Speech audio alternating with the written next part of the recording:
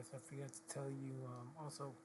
Also, if you look at Bitcoin and Ethereum again, because the S&P and Bitcoin and Ethereum are synchronized. So if you look at Bitcoin, it's also telling you the same thing. We had the neutralness from Friday and the weekend, telling you how the market was neutral, and as soon as we got to um, Sunday, that's when you see right at 6, the market opened happy as fuck. So that was telling me that okay, here we go, we're gonna start rallying up, and the S&P is gonna open happier. I was even mentioning this in my prior videos about this on Monday yesterday. No, me stupid on Sunday. So anyways, so then we had the little downfall that the S&P did, which you see Bitcoin then come back to the region, and look what it's holding. So if you look at the S&P is looking similar like this too. It's holding an important area. So even at the S&P, depending how strong or how bad the news is, the data is, Bitcoin and Ethereum will tell you a lot really how bad the data is or whatnot. Um, anyways, but you're also seeing, even though it's telling you to sell right here, it's gonna do the same thing as we get closer to, especially S&P. If the S&P starts breaking, going to the near all-time high, or breaking the all-time high tomorrow for whatever reason, you're gonna see Bitcoin do the same thing. You're gonna start seeing it breaking this area, going to this 50, and you're actually gonna see it do that. You're gonna start seeing Bitcoin and Ethereum do the same thing. You see how they're both have that upward tendency, how they're both holding strong here. That's what's gonna happen. It's waiting for not PAL, but PAL's gonna be part of it when unless well he really is, unless he really says something very important about cutting rate cuts or something important.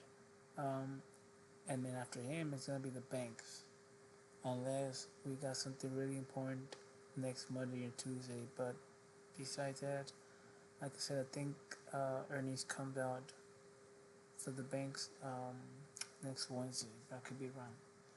So, anyways, that's all I want to tell you. That if just by looking at Bitcoin, Ethereum, and S&P, they're all looking the same. They're all synchronized. You're gonna start seeing that too. Watch. Alright, that's all I want to mention about that too. Actually, real quick, um, also Palantir. The whole time I have a couple options for Palantir, and I buy some stocks. So I noticed after we had this down movement, we had a bottom. After that, it stabilized, and then seeing how where the S&P was at, where the market is, Palantir has earnings. I think August 8th or 4th, somewhere there. I think it's the 4th. And seeing how it reacted this way right now, and if the moves happen how I think they're gonna, which we're gonna go up pretty much, even if we have a little downfall this week, whatnot, we're gonna fucking dust it off and pick ourselves back up and go back up again. Especially Palantir is moving. It's gonna end up moving on up to the all-time high, either by the end of this week, and if we do have a little withdrawal down because of some bad news, um, it's most likely just gonna end up falling back down to where it was yesterday down here. And as we starting getting that good news in the banks and their earnings coming closer, you're gonna start seeing pick up again, and the market picking up again, because now they're gonna. Anyways, it's all correlated, but all they is telling me that by the end of this week we're gonna be by the all-time high, and if we do fall sometime next week, It's gonna pick up again um, by the end of this month as it gets closer towards its earning release. Watch. Also, I want to point out about S&P is the MACD.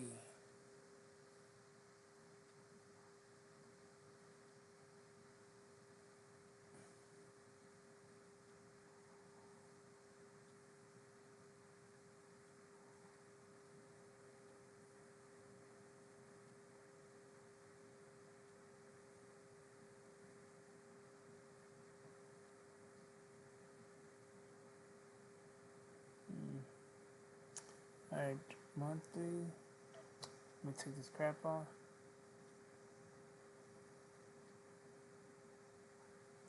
You see how the blue is going above that? When that happens, that means the market is about to pick up. But just because it's up doesn't mean it's gonna continue. But the fact that on the monthly it's doing that is very bullish. Um,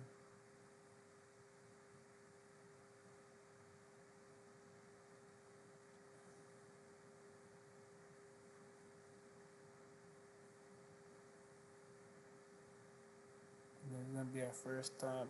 Anyways, yeah, the market's about to blow up. Let me look at the other one real quick.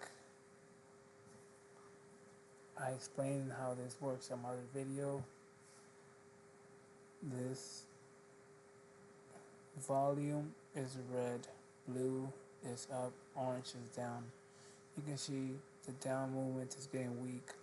You can see the upward movement getting strong because it's going above the white line.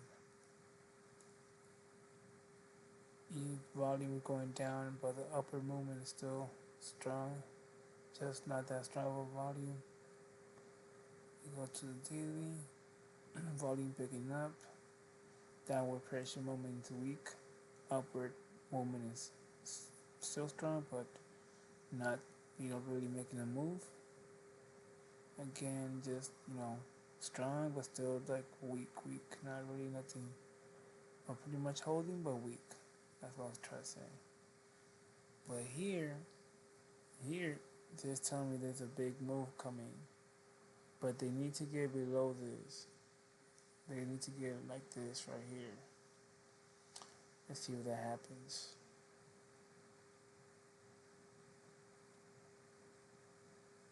To happen later on in the 4-hour candle. Anyways, but yeah, sorry folks. That's all, folks. Sorry for this mess.